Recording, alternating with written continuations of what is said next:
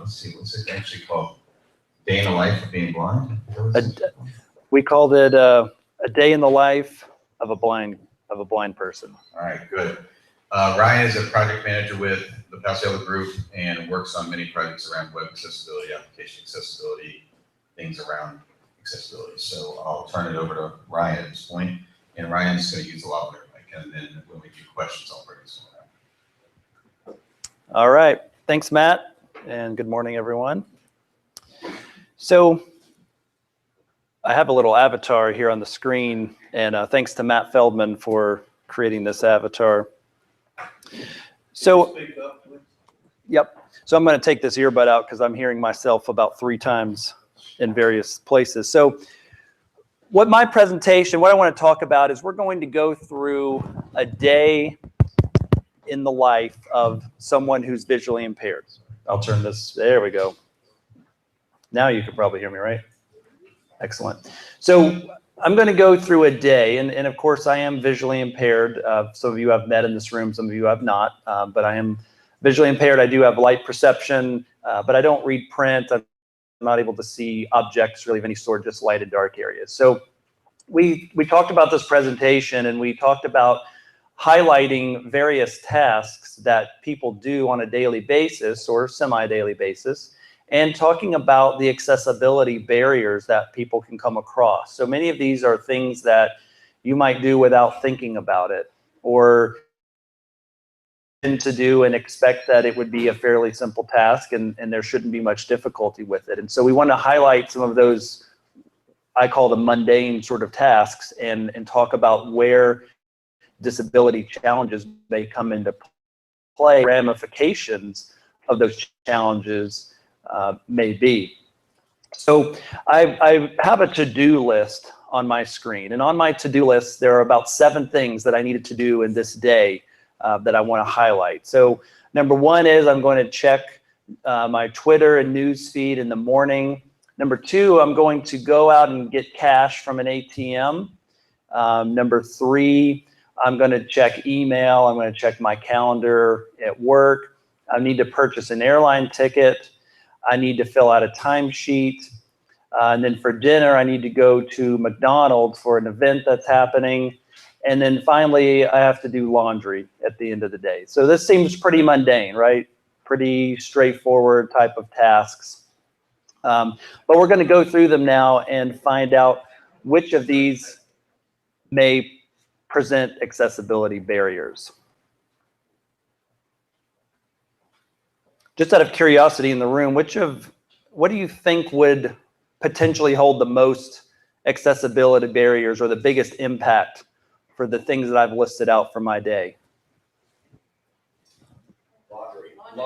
Laundry. Yeah. I heard laundry from multiple people, said that would be the biggest barrier of the day. So we'll see if that turns out to be the case. So first thing, check Twitter and news feed. So this is a very mundane task. And in the morning, I think it's helpful for me. I like to just kind of find out what's going on in the world, what's going on with colleagues that we work with. And so I like to check Twitter and news feeds in the morning. And I tend to use my iPhone for that. So I tend to use the news app on the iPhone or the Twitter app. And Twitter and news is primarily pretty text-based, right? I mean, most of the time with Twitter, we're looking at text things, and Twitter does have image descriptions as needed. But it's a fairly straightforward task, and it actually is quite accessible given smartphone apps and things like that when they're made with the right standards, and they're pretty straightforward in the way that they operate. So checking news and Twitter feeds can be a quite pleasant and easy task. Now, again, in this case, I'm referring to using the news app on the iPhone, for example, versus going to news websites.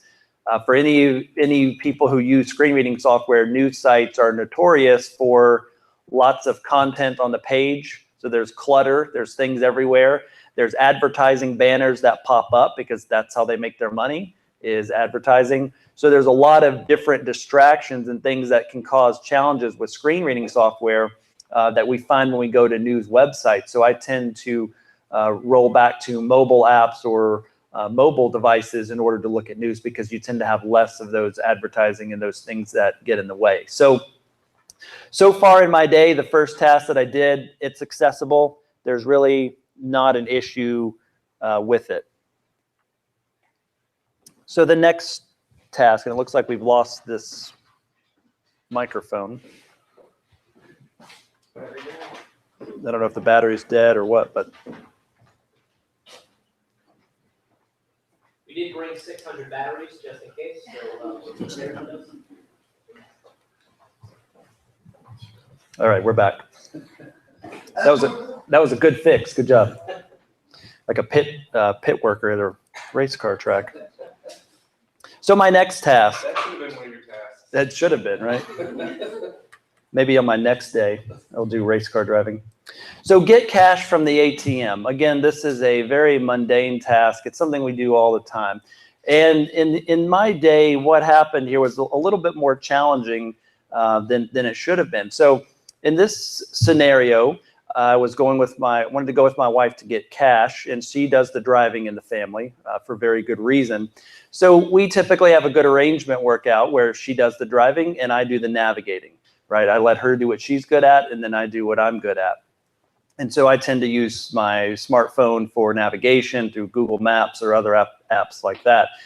And so to find an ATM for this particular bank, we need to go to the mobile bank website and use the ATM finder. So we start driving, and I generally know the area that it's probably going to be in, but I'm going on the mobile bank website on the smartphone looking for the ATM finder. Unfortunately, the problem is the ATM finder screens are not accessible to VoiceOver on a smartphone. And what happens is now I can't find the ATM. So the only way to fix that is we have to pull over, because I have to have my wife do it. And we all know we're not supposed to be looking at screens while we're driving, right? Especially when the other person in the car can't see either. It's typically a bad combination. So we have to pull over. She has to take my phone, look up the information on where the bank is or where the ATM is, and then continue our drive. So this barrier doesn't just affect me as the user, it affects the other people around me, because now we have to pull over, stop, find this thing, and get back out and go again. So we sometimes forget that accessibility barriers have ramifications to other people that are around us as well. So it's not just about the person with the disability, it's about the person with the disability and potentially other people that they're interacting with and that are in their circle. So the second thing on my to-do list here, get cash from the ATM, was unfortunately not very accessible because of the issue with finding the ATM. Now, the good news is the ATMs are pretty well accessible, so that's typically never an issue. Next thing on my to-do list, check email and calendar. So this is what we tend to do in most of our days, right? We're spending a lot of time on email, we're spending a lot of time on our calendar at work. And so this should be a pretty mundane task, right? It should be pretty straightforward. And fortunately, from an accessibility perspective, it typically is. So I would be using JAWS or potentially another screen reader if necessary to be interacting with Microsoft Outlook or whatever my email client is on a desktop computer.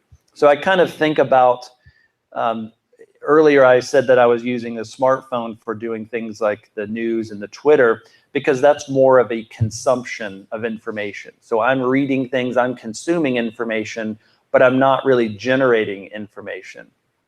Where we have really good success or really good accessibility with screen readers and computers is in creating information or generating information. So email is not just about reading. I'm replying, I'm copying and pasting things. I'm doing working with attachments, sending and receiving attachments. So there's a lot of interactivity going on with the computer. It's not just sitting back and reading something.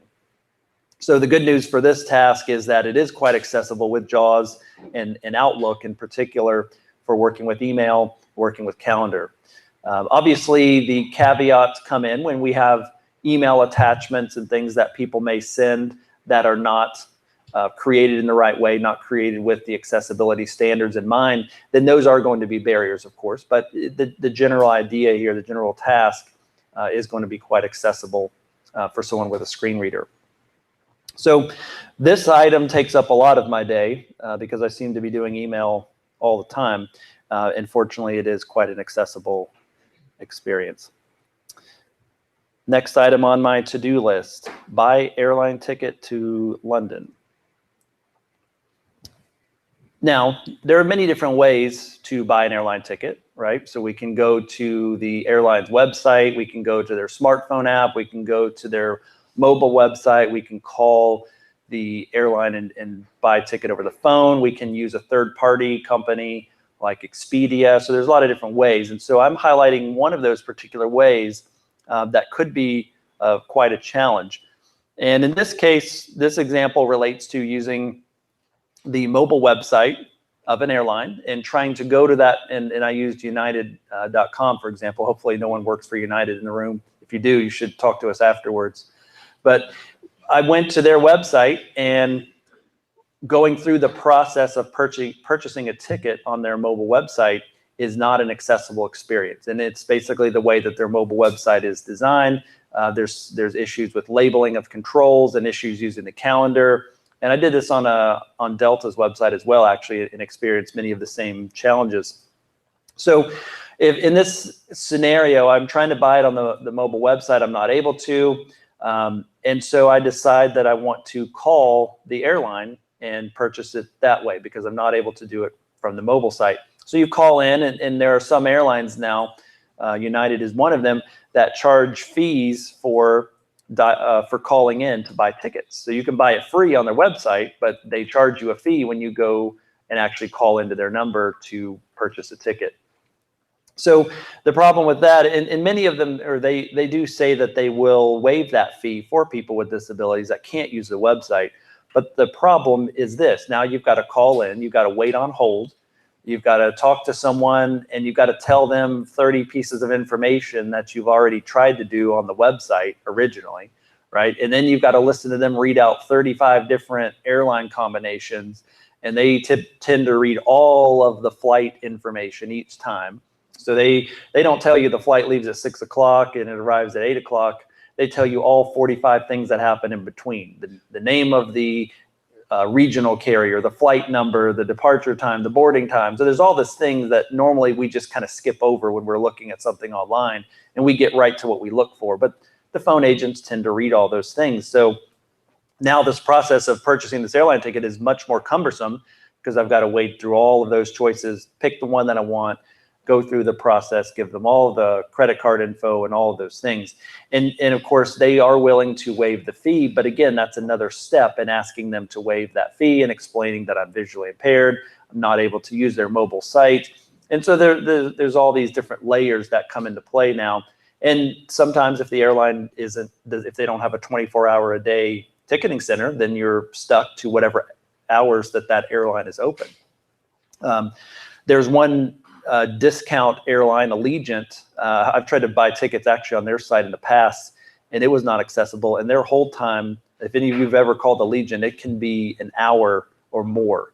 And so that's a significant issue to face when you're trying to do something as mundane as just purchasing an airline ticket. So this item, unfortunately, gets a fail on this day. And I was able to do it, but it was at a significant cost of both effort and time. Next item on the to-do list, submit timesheet for work. So this is an important task because many of us have to submit timesheets. And for me as a project manager, I'm not just putting in what hours of the day that I worked, I'm really logging time based on different projects. So I have to keep track of how many hours I work on this project, how many hours I work on that. So a time entry for me could have, 5, 10, 12 different items on any given day as I log time against various projects that I'm on. So filling out the timesheet should be a pretty straightforward task. The problem is when the timesheet software that you might be using is not accessible. And I suspect others who are in this room or online listening who are visually impaired may have come across this. I've seen it in the government quite a few times that some of the different timekeeping software that has been used is not accessible. So the example that I'm illustrating here is the problem with this particular timesheet is some of the form field labels, the edit boxes are not labeled properly. So as you move through, or as you press tab to move through the timesheet, you can't tell what day you're on or which project you're on. So if we think about a big grid that has projects and times, if you're moving through that and you can't tell which day you're on or which project you're on, it's going to be very difficult to accurately enter in your time for that project. So the workaround that I had to do in this particular day that I'm highlighting is write up all that information in a Word document, just in a narrative form. So I would list bullet points maybe with each project and then how many hours on that project. And then I have to email that to a supervisor and have them enter that information into the timesheet for me. So again, another example, this failure or this challenge doesn't impact just me. Now I'm wasting my time writing all this up, and then I'm also taking up someone else's time, in this case, a manager, supervisor, that also has to go in and fill that time card information out. So again, we forget that a lot of the accessibility barriers impact multiple layers of people and can cost time and productivity for more than just one particular person. So timesheet, unfortunately, here was another fail as well. Now we're getting to the better part of the day. So this is the end of the day. We've done email, we've done timesheets, we've done all this work. And now we get to the evening time. So my goal here in this example, we're assuming that at McDonald's on this day, there's a fundraiser that night. And you've probably seen this with restaurants, right? Where that fundraiser for a local school or charity, if you go to that restaurant and they donate whatever you purchase, what food you purchase, they donate 10% to that charity. You can't just go to the drive-through. You have to actually go into the restaurant, buy your food, and so on. So in this example, I'm having to go to McDonald's. My wife's not able to go, so I'm going to go on my own. I'm going to go purchase food in the store, eat there at McDonald's, support this, whatever this cause is that they're running the charity for. And so the first step is get to McDonald's, right? So transportation. And fortunately, with something like Uber or Lyft, that can be a very accessible experience. The Uber and Lyft apps tend to be quite accessible in most cases.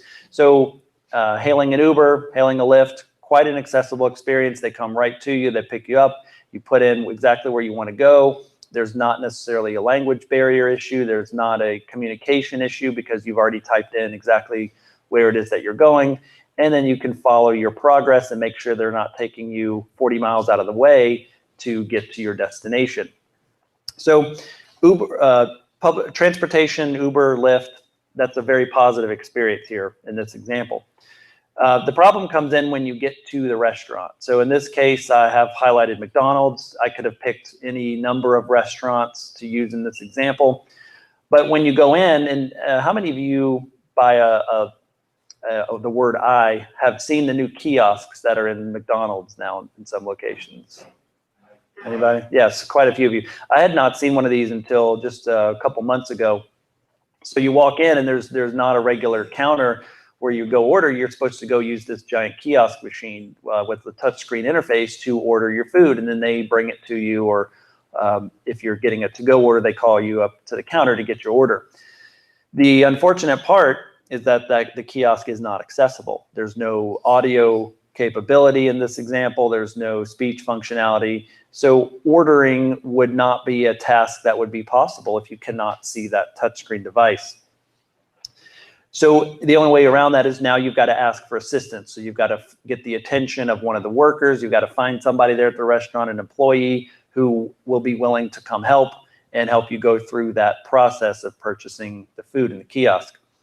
Now, ironically, the ones that I've seen here at McDonald's, the credit card slot where you insert your credit card to pay, it's actually labeled in Braille. It says credit card on it.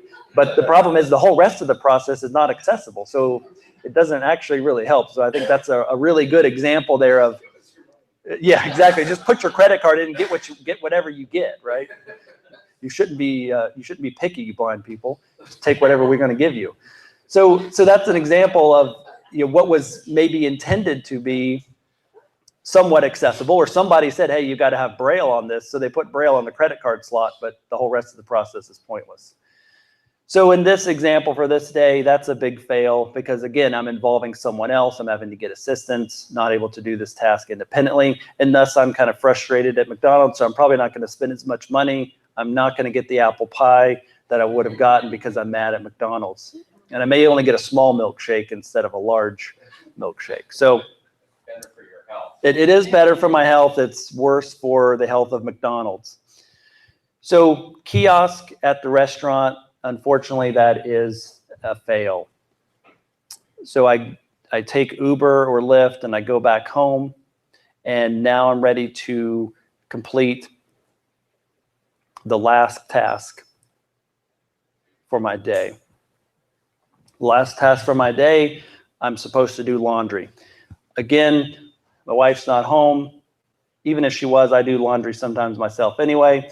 But in this example, I have to do laundry on my own. So the problem is, in this example, how many of you have laundry machines, washer, dryer that use a touch screen now? Say aye. Yep. Aye. Yep, several of you do. So the problem, again, sort of like with the kiosk example, is that if the touch screen does not have an accessible interface where there's not a secondary way to use that touch screen, then you're in pretty bad shape. So in my example, here's what happens. Go to the washing machine, put a load of laundry in. You're trying to pick the right load, right? So I'm washing some pants and some shirts, and I'm supposed to put it on a delicate cold wash, right? Because everyone knows that's what you're supposed to do. And so I try to do that. I'm just hoping for the best because I think I know kind of where on the screen to press to get those options. The machine starts. Well, you can tell about 45 minutes in that was not a delicate cycle, right? Because the delicate cycle should have been over a long time ago. And when you touch the machine and it's broiling hot, what does that tell you? It was not cold water.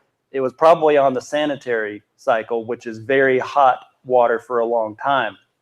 Now, what happens when you put nice, delicate clothes in a hot cycle for an hour? It's probably not good for those clothes items, right? And so in this example, I've not only lost this time, but now I've lost a whole load of laundry. So I've lost money and time, right? Because now I've got to go buy new clothes. This could have been solved by a variety of different ways, right? So, hey, cool. So this could have been solved by all kinds of ways, right? There could be tactile buttons on the machine as well, along with the touchscreen. There could be a smartphone app, and I think some of the newer appliances have that. But there's many different ways. But in this example here, I call this an epic fail. This wasn't just a fail. This is an epic fail because now I've lost a bunch of money and clothes and my entire evening of dealing with this mess. So interestingly enough, when my wife and I bought appliances lately, we bought a washer and dryer a few years ago, and then another one we moved, and I have to go look for the old machines that actually still have buttons and knobs, which you walk into the store and you ask, where's your machines that have buttons and knobs? And they just kind of look at you like, why would you want that? You're stupid. You should get this new one that you can program it in 50,000 different ways. And then when I explain to them, I can't program it unless I can use the touchscreen device. And then they sort of feel bad because they never thought about that. And then they realize, well, actually, you need the one that's like $400 that actually has the knob on it. So it saves me money, but you don't have near as many options as you might normally have. So in this particular day, last task to do was an epic fail. So let's discuss the report card now. How did things turn out for this day? So we said the first item was pass. We're checking Twitter and news, so that we're all good with that. The next item, getting cash. So that was a fail. I lost some time there, right? And I lost time for someone else also. The next task, email and calendar, we're good, right? Everything's pretty good with that one, accessible, so we'll pass that one. Airline ticket purchasing, definitely a fail. We're losing at least a half an hour there going through the process and dealing with the phone and getting the fees waived and all those involved processes. Timesheet, another fail. I've got to write everything up in a different way. Someone else has to enter in all that information for me. And then we get to the end of the day. So getting transportation is a good pass. That's very easy, accessible. Interacting at the restaurant, not so good. There's some more time lost. And then of course, my last item here was a major fail. I equated an hour of lost time to that. It could be more, and $150 worth of laundry, right? And that could depend on what's in the machine. But so not only have I lost time, but I've also lost money.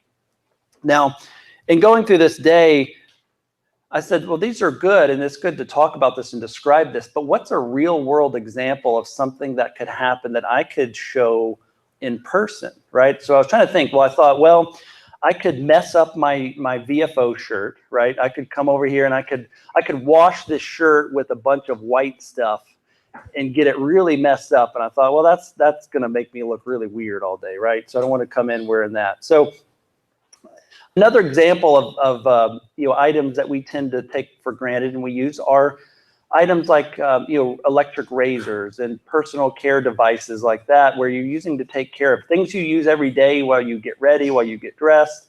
You don't ever think about whether they're accessible or not, right? And so I use the example of an electric razor. I tend to shave with an electric razor, but most of the razors, they'll have some way for you to know if the battery's getting low, right? The chargeable razors, and you have to plug it in and charge it up. So what happens as the battery gets low if you don't know it's getting low? Well, the razor that I have, it just dies. When the battery gets low, it just shuts off. You don't know that it's getting low. It's just one day it's working and the next day it's not. And that's the only way that I know that the battery is dying, is when it just stops working.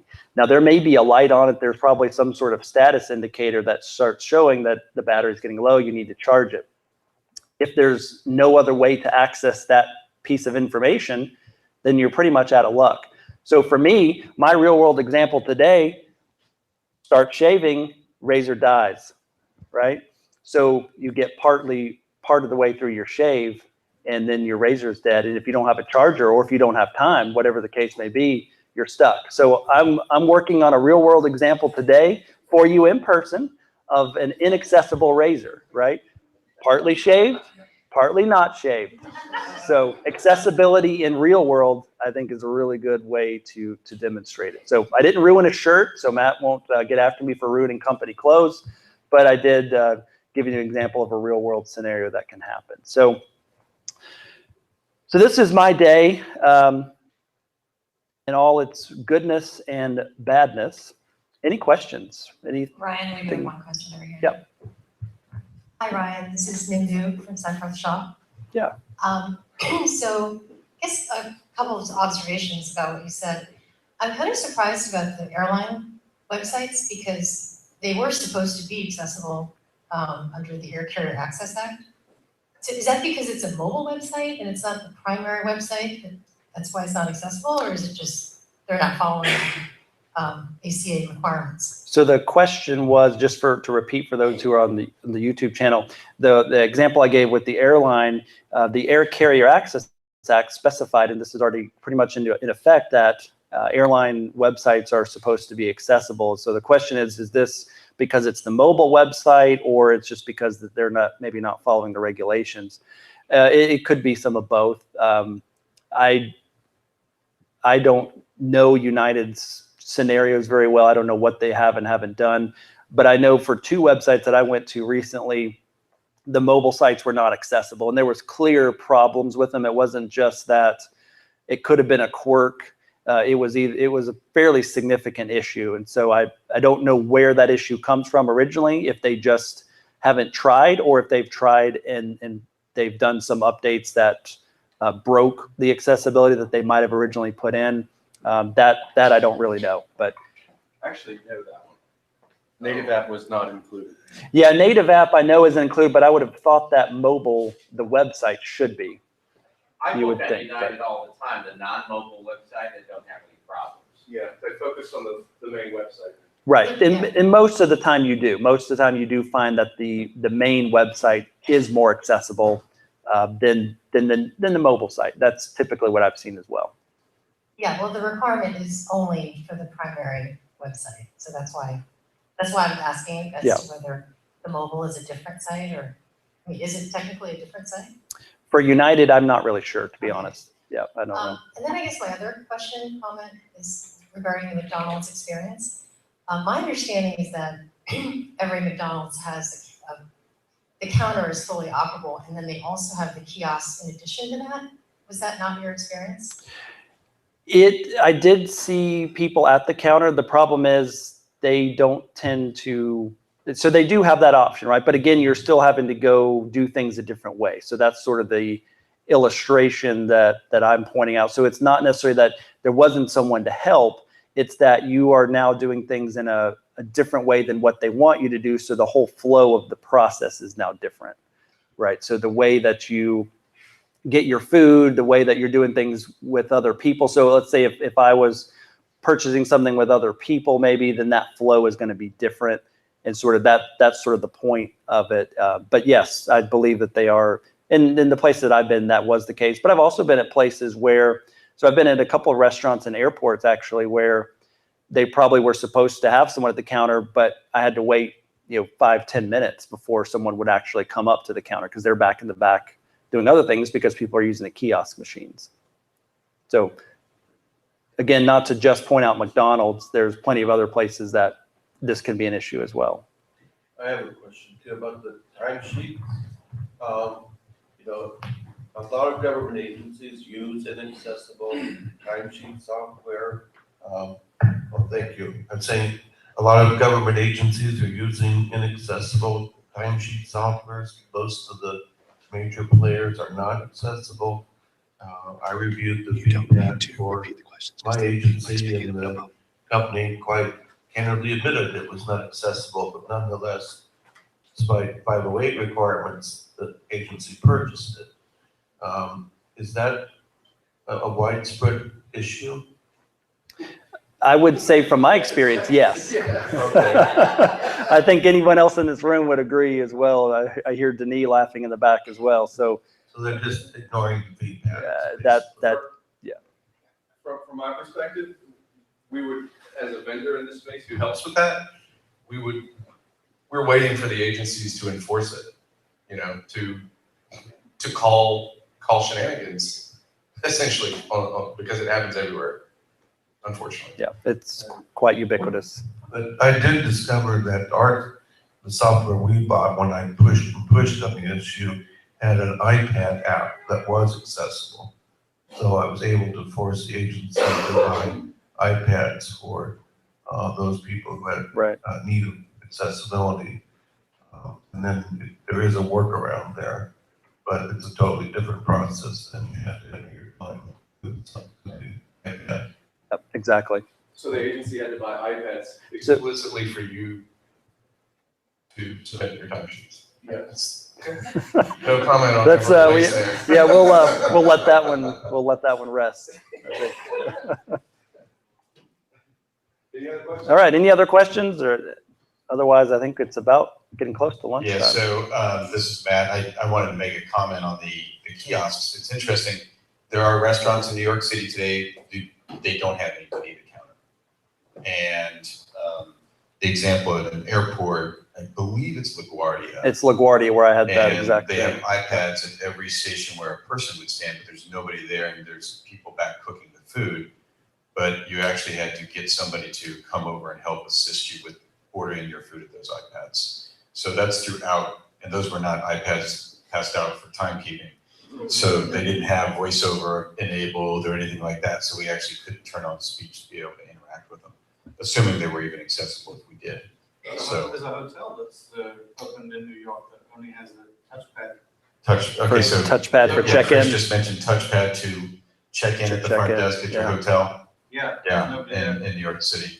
I think you are seeing more and more kiosk environments, and kiosk is a loose term, right?